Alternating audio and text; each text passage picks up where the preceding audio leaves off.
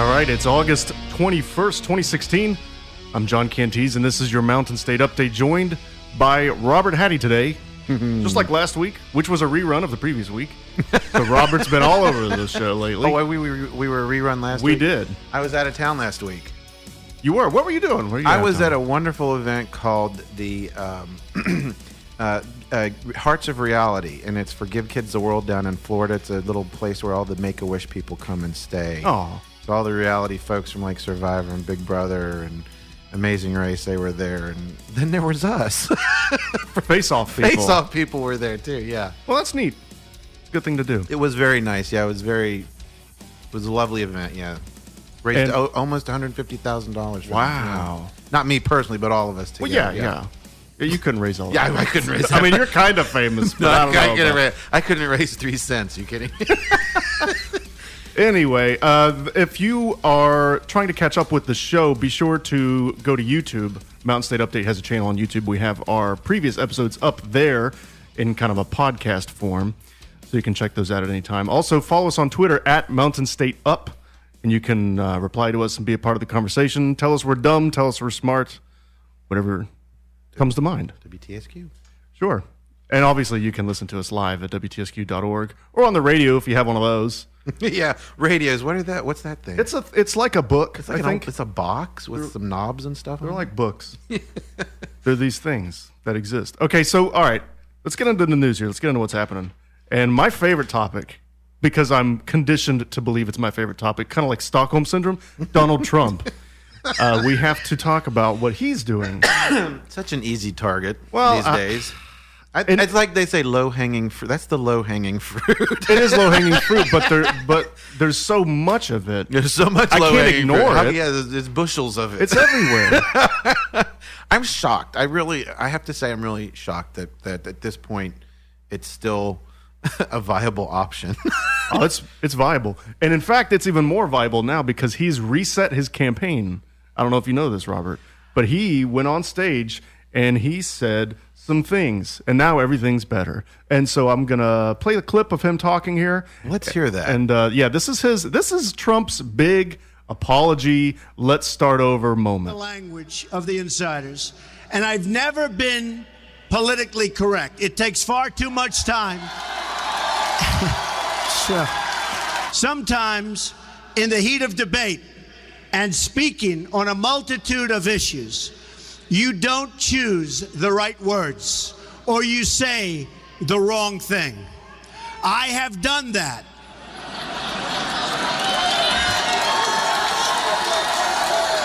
I'm just going to pause for a second. We'll get right back to it. What kind of crowd cheers after their candidate says, I've said wrong things? What kind of crowd says, yeah, that's my guy? The one who says the wrong things. Probably the same crowd that beats people up, too. I don't know.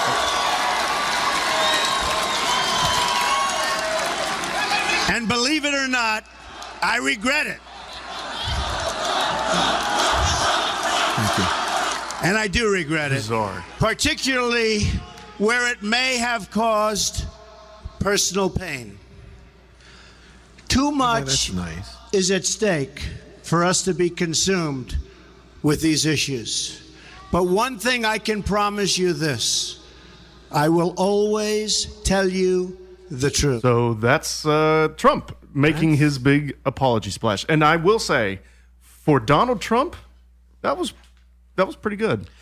I think that's a nice little olive branch, to say. I mean, in the context of who he is and how he is, considering for what you get, that is him trying. I do believe he's trying. Now the question is this going to do anything? Is this going to benefit him at all? What do you think? Is it sincere? I mean, I don't know. I think that's the biggest problem with me and all of this. I think it might be to a degree. I think he does regret, saying at least some of the terrible things he said. I think he's a typical windbag blowhard that kind of got thrust into a life. He's used to living in a consequence-free environment, and now he's in an environment where everything has a consequence. Exactly. And he's not, he just wasn't ready for it. I don't think he was prepared for that kind of stuff. because his whole life people have let Donald Trump do whatever Donald Trump wants. Right. And Donald Trump gets away with that, whatever he wants. So I think that has a lot Donald to Trump do with can even talk about Donald Trump in the third person like we are. And he does. I think that's the well. Who else do we call the Donald? You know, we've given him a the at the beginning of his name, and then just a normal the name. Donald. Like there's no other Donalds but that Donald. He's like Donald Duck doesn't even get that. No. And he's a lot bigger than Yeah, Trump. He's big in Europe. He's been around longer. Anyway. I don't know. Sorry, we're digressing, but that's okay. For comedy's sake. That's what we do. But yeah, I think it's I think he's on the right path. But here's the thing with him, and you have to realize this: he is the only other viable alternative for an entire group of people that don't want to vote for Hillary Clinton. So that's where his steam is coming from. And for my tastes, if both parties are saying, well, I'm not him or I'm not her, that's the best you got. Right. I'm sorry, guys, but that doesn't win a presidency, or that doesn't equal a president to me. If that's the best you can say is, well, this is better than the other one, I'm better than the other one, or I'm not the other one. Well, why are you? But what are you going to do for us? I mean, Donald Trump's policies, I think we've already found out. People were saying that the economists that looked at his proposals, he's going to cut taxes for his billionaire buddies and himself, and everybody else is going to feel the pinch. We know that trickle-down economics does not work. Why do we think that because he's in charge, it would for a change? Hey, how do you know trickle-down doesn't work, man? Because I'm at the bottom and ain't nothing trickled down towards me. Okay, what I'm saying? You understand what I'm saying? Okay, I ain't seen the trickle. All right. I mean, we know that it doesn't work. It's been proven that it doesn't work. What will affect the economy the most is raising wages so that people have more money to put into the economy. The more people have to spend, the better the economy improves for everyone. That is a fact. The problem is that the Republicans do not want to do that for anyone. So if he's nominating Mike Pence, though, that should fix everything, right? He's like a big splash of vanilla in all his mess. So it cleans it all up. You know, I don't know. That didn't really have an effect one way or the other. Really, I think he's worse than Trump, isn't he? Well, I think his stances are a lot harsher than Trump's. He is one of the few people he's one of the few people that are out there. At first I thought, okay, so this is one of the potty trained Republicans. All right, good. But then I looked into Mike Pence a little bit, and he's actually one of the few guys out there who are still saying, I don't know that cigarettes cause cancer. Do they really? I mean, let's I don't know if the science is he's a cigarette cancer. He gets the hundreds of thousands of dollars from the cigarette companies anyway. So we've linked that. We've got to get the issue is we have to get corporate money out of politics, or we're not going to survive the next century. That's just all there is to it. The problem is that the people that can make those changes don't want to get that kind of money out of politics, because that's where they get their kickbacks from. So Donald Trump visited Louisiana after this flooding. All the flooding? I saw the box of Play-Doh. I don't know. That's all I saw. I don't even know what you're referring to there. Somebody gave somebody a box of Play-Doh or something as a meme. I don't know. Well, the point is he visited the flooding in Louisiana, and this is something that Obama hasn't done. This is something that, to my knowledge, Hillary hasn't done, at least not since the flooding. Is that possibly, with in conjunction with this apology, quote unquote, is that something put together that could close the gap between him and Hillary? Well, I think he's trying. I mean, I think he realized he fired his campaign chairman last week. I did see that. Was it last week?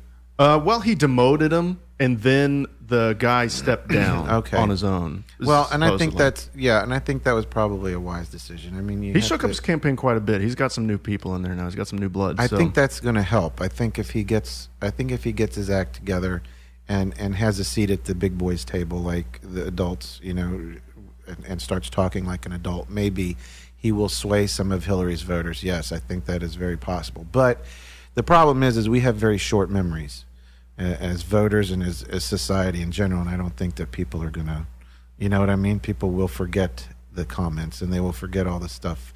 And they'll forget. I mean, people have already forgotten the Bush administration for the most part.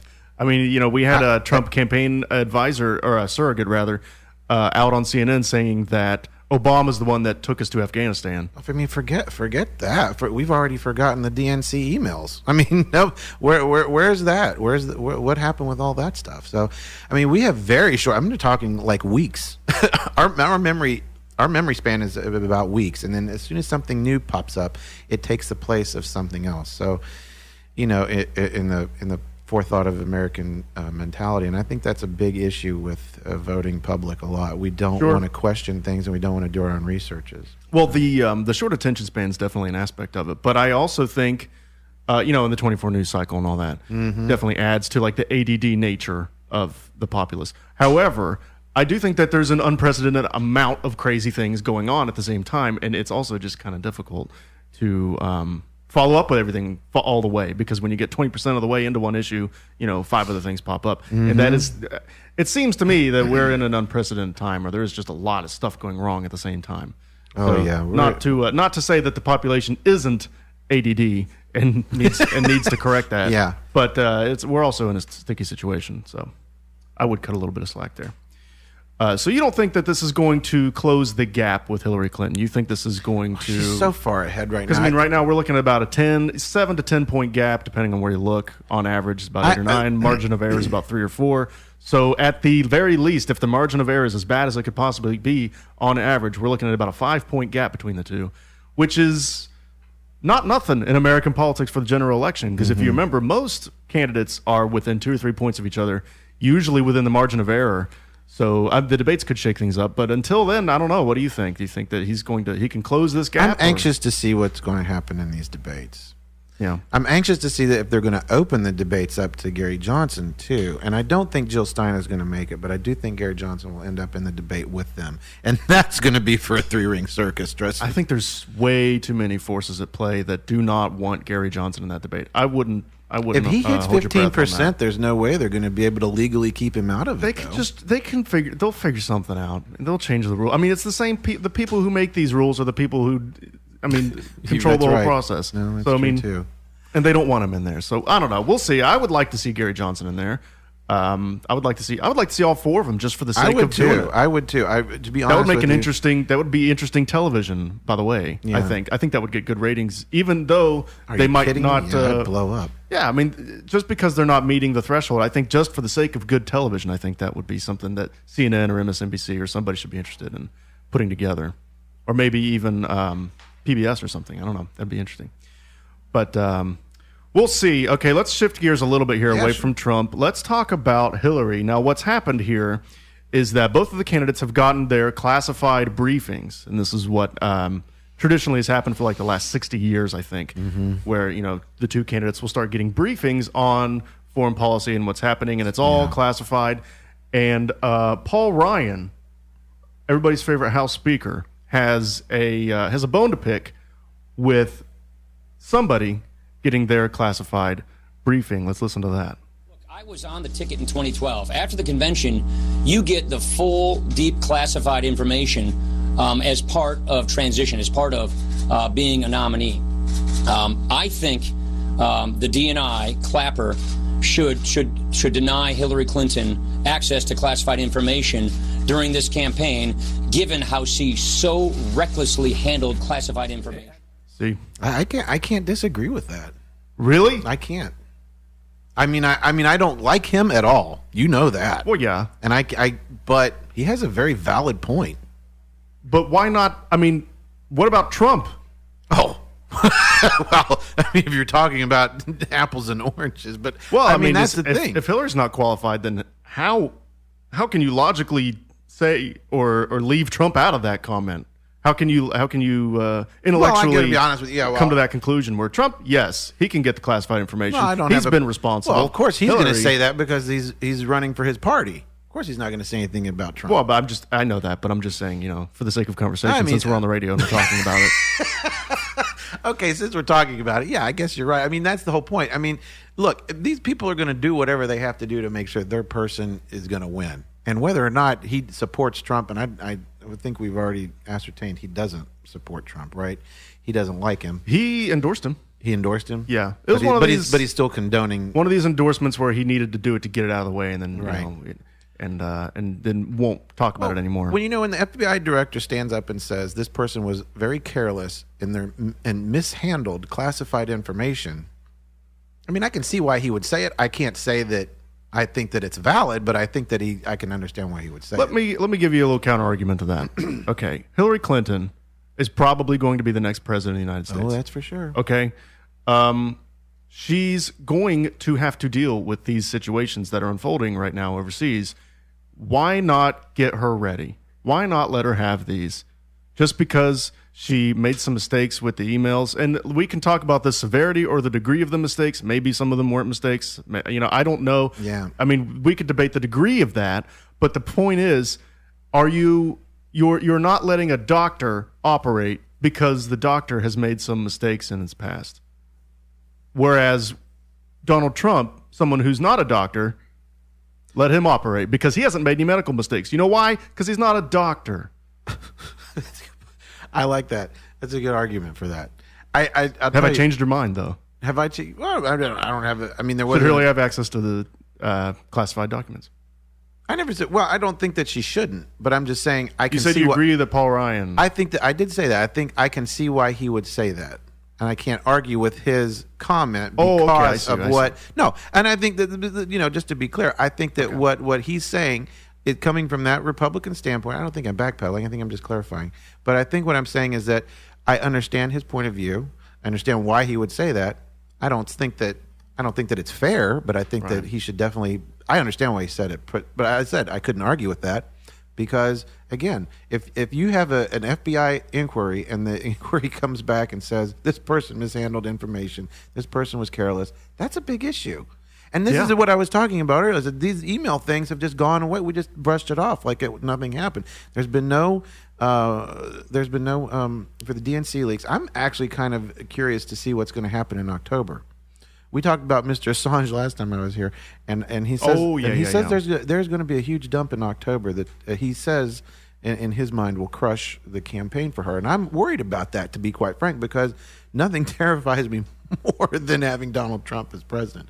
But we talked about Assange last time you were on the show, and I think what we said about him still rings true now. I mean, this is a self-serving thing that he's doing. Of course. I don't think there's any real reason to believe that he has some huge bombshell that's just going to blow everything up. I mean, if he had that, I think we'd have it by now, I'll right? say this. I think that what he is clinging to is his mentality is he's trying to be an investigative journalist. Okay, I get it. Mm-hmm. But I feel like the way he's going about it is very self-serving and not. He's making a game out of it. Yeah. He's turning it into a game. Exactly what I said. If you're going to dump this stuff, dump it all at once. He says, well, they have to go through it all. I mean, there's a lot to go through. I understand that. Sure. But he's building it up like it's the next Marvel movie or something.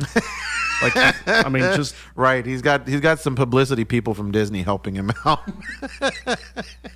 Which is, just not a sincere way to go about something this profound, in my opinion. No, I don't think so either. I think it's not coming from the point of trying to help. It's coming from the point of trying to. You're not helping anyone at this point. Like the whole purpose of WikiLeaks is to say, we want to expose and make people aware of things that are being done in secrecy that shouldn't be being done in secrecy. I get that, and that if that was really their mission, then awesome. But I just don't feel like that's being held true to. Right. Okay. Well, let's shift gears here. Let's talk about this. Viral would be an understatement.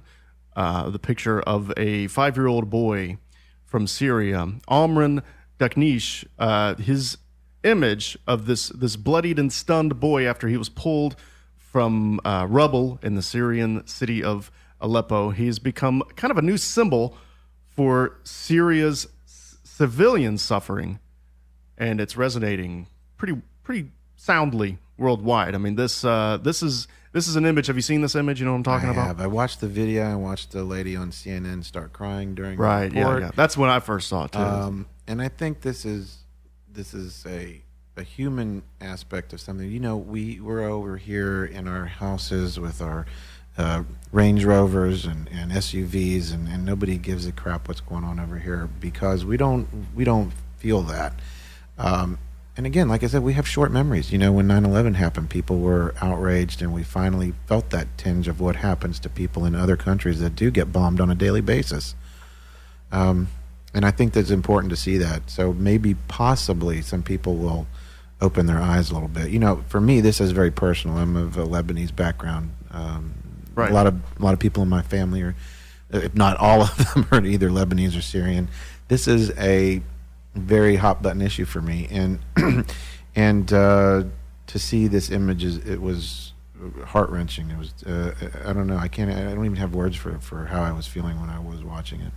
What do you feel like it would be? I mean, the situation in Syria clearly is choosing between bad and worse, right? I mean, we're choosing between letting a dictator continue to reign over this country and do the things he's been doing, or having another vacuum and seeing what insane entity rises to the top of that. So clearly we're choosing between bad and worse here, and I assume you're kind of on the side of, you know what, let's leave the dictator in place and keep an eye on him and work with him when we can and just kind of continue down that road, as opposed to wipe him out, create the vacuum, and see what happens. The funny thing is, it kind of makes me feel about the way I feel about a lot of these Second Amendment folks too, where it's like they want to hang on to their guns and all this stuff, and they think that we're coming for their guns. They're keeping their guns because they're afraid of a militaristic state uprising in the United States. First of all, that's not ever going to happen, and your rifles aren't going to stop the army from moving in. You know what I mean? The government's already in control of America, so why would they? Exactly. Anyway, what was your? But that's the whole point. Is how can you fight? They can't fight the government. They can't. I mean, it's like taking a fly swatter and trying to knock over a Sherman tank. I mean, come on, it's not going to happen.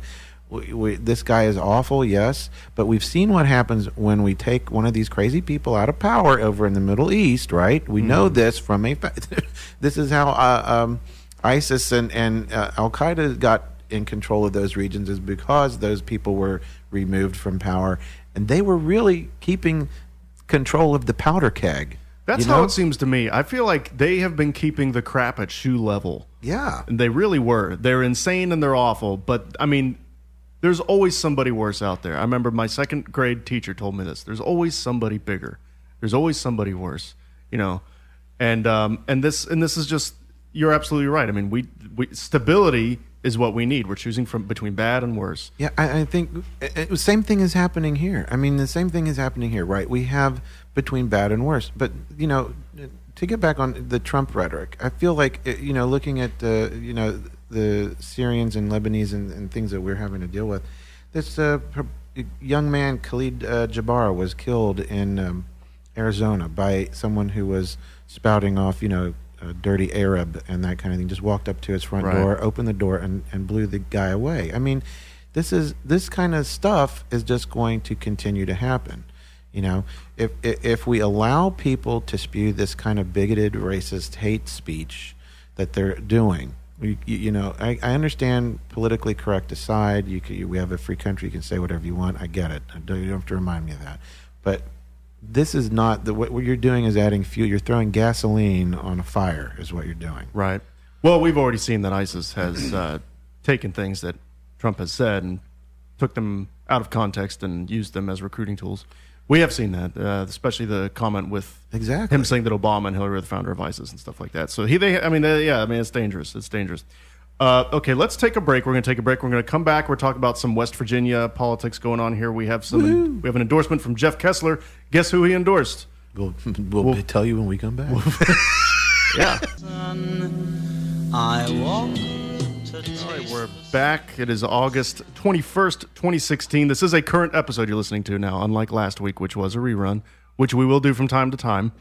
But this week, I have Robert Haddy on. We're talking about some things that are going on. Robert, you're on social media right now. What are you seeing there? Well, Jamie Cooper is listening. She's out. Jamie Cooper House is out there, and she's listening. She did. Hi, Jamie. Hi, Jamie. So we're giving you a shout out. But I liked what you said about when we were talking about Mr. Trump. And the governor of Louisiana did ask him. Yes, I remember that very distinctly. We just didn't pop out of my mouth when we were talking about it. Asked him not to come, and it did use it as a publicity stunt. So yeah, then again, it goes back to, is he sincere with what he's doing? Honestly, are any of them really sincere? I don't know. I don't know at this point. Well, you mean politicians in general? No, yeah, in general. Well, of course some are. I mean, we just saw Bernie Sanders as the most honest man ever made, nearly. Yeah. He was pretty honest. I mean, I can't think of many moments where he I know, and purposely people are wasn't giving sleeping. him hell over this house that he bought. Have you seen that? Yeah, I saw that. That really irritated me, I'd be quite frank, because she sold her mother's home to pay for that home, and that's the house they're going to retire in.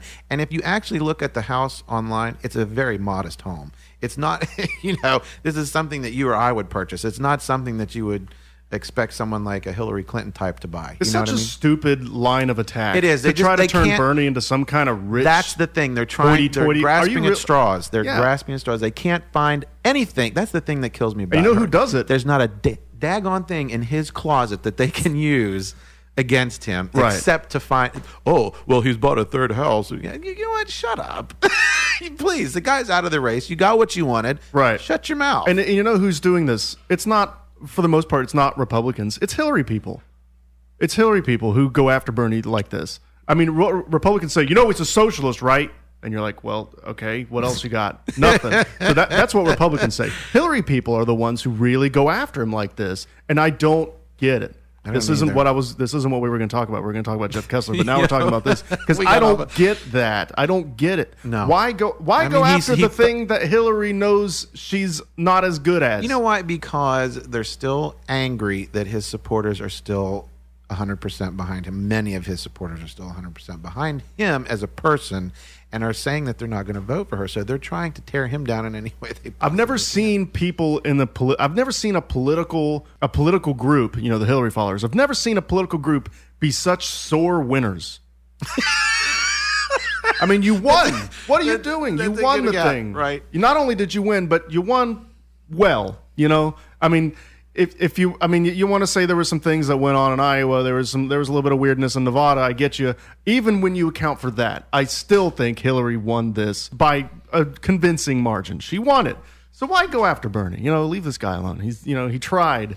Because God forbid somebody try to go out there and not get donations from banks. He represents a threat to her power, because he's what's going to keep her in check. Him and all of his millions and millions of supporters are what's going to keep her in check once she gets in office. And she doesn't like that. She don't like being told what to do. Well, I mean, that's on Hillary, but that's Hillary's perspective maybe, but I'm just talking about her supporters. Just people on the internet, people sharing, oh, look at Bernie. He has some money. What a douche. He's still the poorest senator. Jamie says, we're watching the Facebook comments. She says, it's not Hillary people, it's a-holes. I can't say that word on the air, sometimes Jamie. Those two characteristics aren't necessarily exclusive. No. Oh, that's a good one. Yeah, that's the truth. What are you going to do? What are you going to do? Anyway, I mean, you have a-holes no matter where you look. But That's anyway. right. We're surrounded by them. Yeah. Let's talk about what we were going to talk about. Mr. Kessler, who we like. We both like Mr. Kessler quite a bit. Quit getting me off track, Robert, with your social media. By the way, you can follow us on Twitter at Mountain State Up and distract me further. Okay, so the Charleston Gazette reports. You ever read the Gazette? Good paper. Read the Gazette. It reports that Jeff Kessler has endorsed justice while Booth Goodwin remains undecided. Booth Goodwin has not endorsed. Really? Although I think he's probably, he's not going I to endorse Bill Cole. I can't imagine. He's not going to endorse Foghorn Leghorn. No. He's going to endorse. I say, look here, boy. Listen to me when I'm talking. I say. This is a nice boy. It's about as sharp as a sack full of wet mice. Kessler endorsed justice. What do you feel about this, Robert? Because Kessler was the guy who, out of our gubernatorial choices on the Democratic side, he kind of had the Bernie wing, the left wing of the left.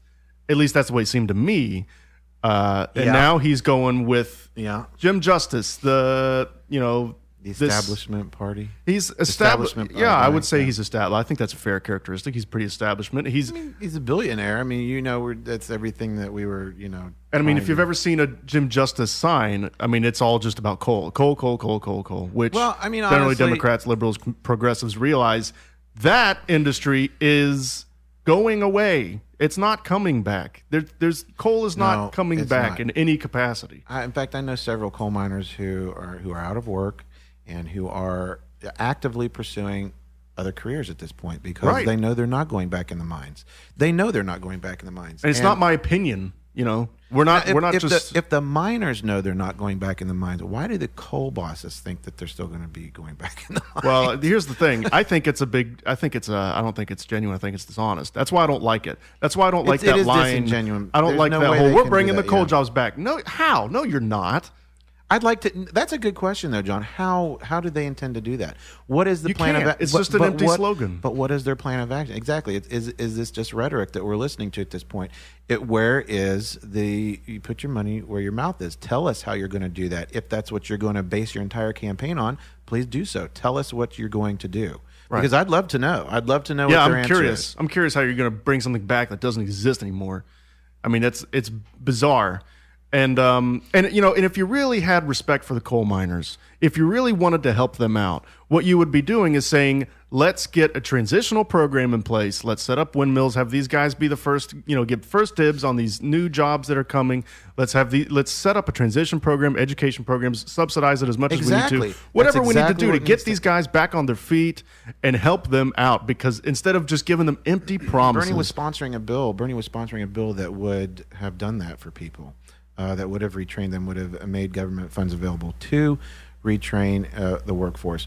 It wouldn't even had to have come from the coal industry. You know what I'm saying? So the whole point of it is that, but here's the thing. As a business, if I don't constantly take a little bit of my money that's coming in and reinvest that money in more products. Okay, if I'm looking at it from my perspective, it's the same as a guy that makes rubber monsters. Okay, if I don't take some of that money and buy new products and learn how to use those new products, then guess what? The next time that job is open, it's going to go to somebody else that does know how to use those new products. Sure. And that's the way it should happen. That's the free market. So this is, and everybody wants to stand on capitalism as being such an amazing thing. Right. Okay. Let's really embrace it then. Okay. So why are you, as an industry, not reinvesting your profits in the future of energy?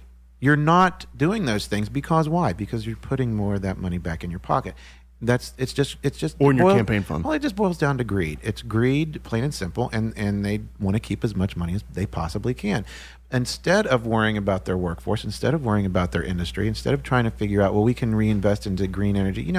I saw this documentary. I can't remember the name of it was, but where they were where Robert Kennedy Jr. came into West Virginia to try and help stave off the whole mountaintop removal stuff. Mm-hmm. Those mountains were perfectly set up so that if we put turbines up there, they'd be perfect. And when you blow the top of the mountain off, the wind just is gone.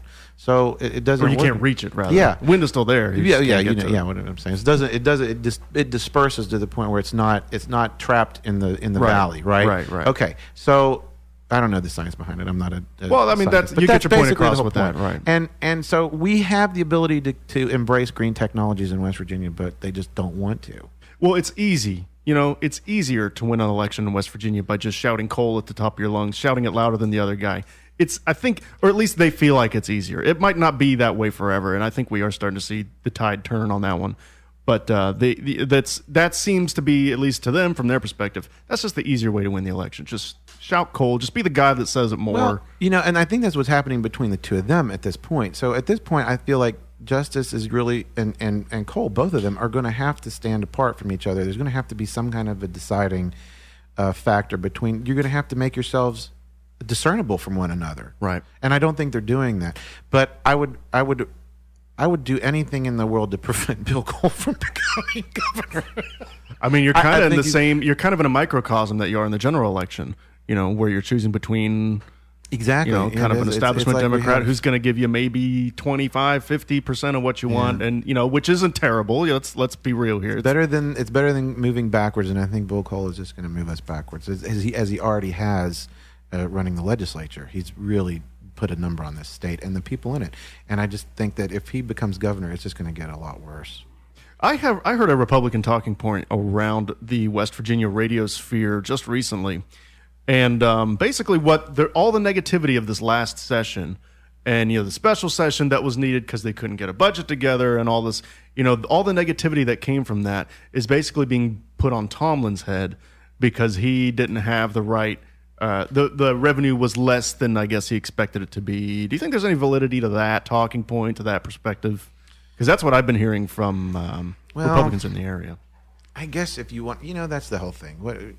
The buck has to stop somewhere, and I guess that's what their argument is. Maybe they wanted to stop with him, but I don't know.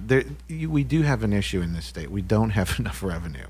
Mm-hmm. We do have a way out of that, though. Well, you're aiming awfully high there. We have that. It could be a way. Look at Colorado. I mean, let's just look at what Colorado's doing. I'm not going to say it, but I'm just going to imply it. Well, you can say it. It's not a cuss word or anything. Well, I know, but people brand you a certain way when you say stuff like that. And I just, I think tourism. Is what quit blowing up the environment and charge people to come look at it. Well, I mean, tourism. We have a huge tourism industry here, and it could invest more. It could be a lot more. Bigger. Yeah, it could be a lot bigger. Yeah, a lot bigger. And I think we're working our way in there with a lot of film as well. Films are starting to be shot here a little bit more, which is interesting. But anyway, we're talking about Kessler here. So do you think? Yeah. Do you think? No, it's okay because we got 15 minutes, so we need to fill it up. That's fine. So we need to decide here: is this, or at least I want to know what you think. Is Kessler endorsing justice going to help justice, going to hurt justice? Is anyone going to care? Or here's what I think. I think there's a big Kessler, the people that support Kessler, I think a lot of them are looking at the Mountain Party because they don't see a big fundamental difference between Jim Justice and Bill Cole. And I think you're having some attention to the Mountain Party. What do you think is going to happen? Do you think this is going to help get Kessler people over to justice? I feel like... Justice would hope that it would. I think that he was wanting it to. And why hasn't Goodwin endorsed yet? What's he waiting on? That I couldn't tell you. I'm not sure. I don't see anything other than he just wants to have a bigger moment for himself when he does do it. So he wants to build up a little bit of tension. That's the only thing I can think of. But I don't know. Maybe he's waiting. I don't know. I don't know why he's waiting. That's a good question. Why did Elizabeth Warren wait so long? I don't know. What are they doing? What is the? I don't know what the political. I don't think endorsements mean as much as they used to, though. At the end of the day, I think maybe for some people they do, but that's for the older. They nudge old school people, like older folks do like that kind of thing. I think they want to see political people that they respect. Yeah. Put their weight behind someone. Yeah, and I think in that case it does mean something for those older folks. I think for people our age and millennials, I don't think it doesn't, in your age, I don't think it does much good for people of our demographic, but I think for the older voters it does, yeah. Why is that? I don't know. I think it just has to do with the time in which they were raised. I think, a lot of people, and I know myself personally, I look at things and I go, I've never seen anything like this in my lifetime, and I really haven't. I've never seen a political climate like this in my entire life. Never. Right. And so maybe that's what they're saying too. I mean, maybe they're going back to when maybe they're looking at their experience through their lives. I don't know. I think it's interesting. I don't think I think endorsements do have an effect on younger folks. It's just not as much. I think they do because people do. Young people know who Elizabeth Warren is. Oh yeah. If she would have endorsed Bernie when he was coming around to Massachusetts, I believe she's in. Yeah. When he was coming there, I don't know that race was only within a few points, if I'm not mistaken. So she might have. I think they do nudge. They nudge the needle. They don't push it real far. No, I don't. But they give the needle a nudge. Far, yeah, and I think that nudge might have been enough for him. I think they did give a little bit of a bump. As far as Jeff Kessler's concerned, helping Mr. Justice, I don't know. I guess we'll have to wait and find out at this point. But I like I said. To me, I would much rather see Jim Justice in office than, and look at it and look at it. We were talking earlier. I said, at least the guy has a proven track record of helping the citizens of this state in one way or another. Mm-hmm. Okay, so that alone, he wins my support. I can't say, and again, we want to vilify the billionaire class, but to be honest, if he hadn't bought the Greenbrier, what would have happened to it? I don't know. It's a landmark that this state can't afford to lose. The way I look at the Greenbrier is one of those, like the crowning jewel and one of our crowning jewels in our state. It's a national treasure, really. And for us to have had something happen to that place where it had to just close its doors, I just don't think that that's one of the things that we just couldn't afford to lose. And the fact that he saved the place, and you want to. I'm sure there's critics down there, that will say, one thing or another, but he's done more for the state and the people than I would assume Bill Cole has done. I just don't. I've seen Bill Cole's policies. Philanthropy. Yeah, there is a philanthropic. He has a philanthropy streak in him. Yeah, and that, which doesn't hurt. And for me, that like a shows Tony Stark, like the Tony Stark of West Virginia. Well, that's what somebody's coming from the right point. You know what I mean? They're coming from the right direction. They're coming from a direction of wanting to help. And whether or not he can bring coal back and whether he's using that as just a campaign slogan, of course, that's his industry. Of course he's going to say that. It benefits him as well.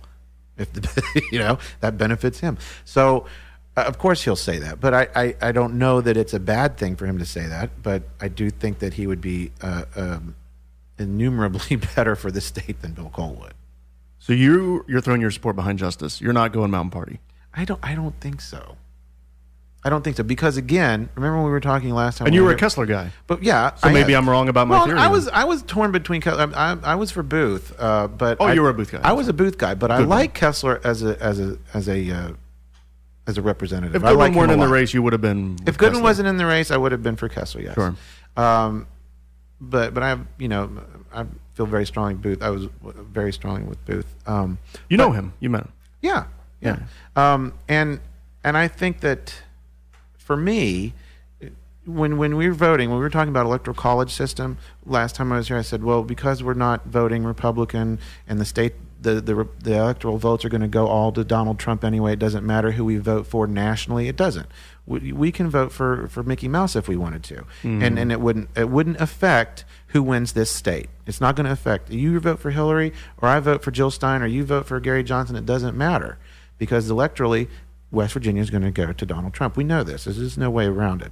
But when we vote for governor, it's a bigger stake because it does affect us, and that vote will be determined by right. And governors have national the citizens. Impact. It's not Yes. just local. So, I believe, if I'm not mistaken, I don't think it was senators. I believe it was governors who were in control of choosing whether or not to opt out of the Medicaid expansion from the Affordable Care Act. If I'm not mistaken, somebody correct me on Twitter if I'm wrong, but I think it was governors. And that's why, I don't think Texas... they were doing that, yeah. I don't think Texas got it. You're right. Some states didn't get it because there were these, far-right governors that just... they're fine with Medicaid expansion if Bush does it, or if Ronald Reagan does it, or if Bush Sr. does it. But when President Blackenstein does it, we can't handle it. Too much. Now it's a bad idea all of a sudden. Yeah, so I'm pretty sure yeah. that was a governor thing. So governors have impact. I mean, it's. Well, it matters. Did you see where Aetna is threatening to pull out of the Affordable Care Act if they're blocked from buying Humana? So here we have another issue where corporate interests are holding the government hostage if they don't get what they want. How is that even allowed? These are things that need to be changed. You know what I mean? There needs to be regulatory things put into place so that people can't do stuff like that. Crazy talk. Yeah, very much so. I think we're all eating crazy pills. We've got so many violent things happening to citizens on a daily basis across the country now, and it's being fueled by hate speech and rhetoric that is targeted at those groups. That is undeniable. I had this conversation with someone via Facebook the other day. I said, you cannot deny that you want to say that the candidate is not telling people to do those things. Okay, that doesn't mean that his wording and his rhetoric are not fueling these things. Okay, so it's a good point to end on, I think. Okay, Robert, Haddy, thanks for coming in. Hey, right. why don't you let listeners know where they can find you on social media? And you can find me on social media on Twitter, Instagram, Periscope at RJ Haddy Official, and on Facebook at facebook.com/RJ Haddy. Also, you can go to twitter.com/Mountain State Up. At Mountain State Up is our Twitter handle. You can follow us there. I put some updates on there. I also post links when the shows get uploaded to YouTube, which you can also find previous shows on and listen to them. Thanks there. for having me on the show again, buddy. Absolutely. You'll be on again, hopefully, before the election. I know you got some cons coming up. You're going to be out of town. I'm going to be out of town the whole month of October, but we'll see you before the election. Well, next week, probably going to have Dan back on, and we'll dig into a lot of different stuff. And so anyway, we'll be back next week, Sundays at noon, right here on WTSQ 88.1 in Charleston, WWSA 96.9 in St. Albans. Thanks for listening.